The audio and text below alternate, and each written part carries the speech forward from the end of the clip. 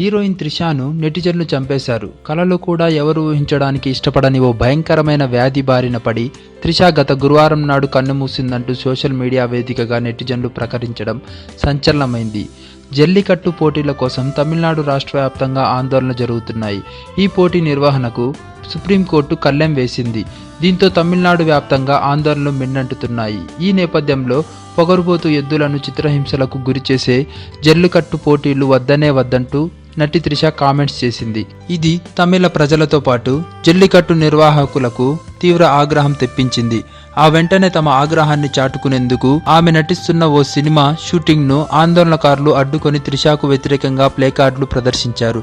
అంతటితో ఆగ్రహం చల్లారని కొందరు త్రిష అంతుచిక్కని వ్యాధితో చనిపోయిందంటూ సోషల్ మీడియాలో ప్రకటించేశారు.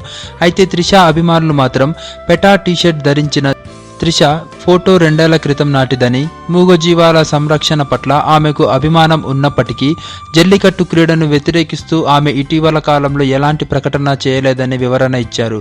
ఏది ఏమైనా త్రిష చనిపోయిందంటూ నెటిజన్లు ప్రకటించడం ఆమె అభిమానులను మాత్రం కలవరానికి గురిచేసింది. ఈ వీడియో నచ్చితే లైక్ చేయండి, షేర్ చేయండి, సబ్స్క్రైబ్ చేసి ఎంకరేజ్ చేయండి. Thanks for watching friends.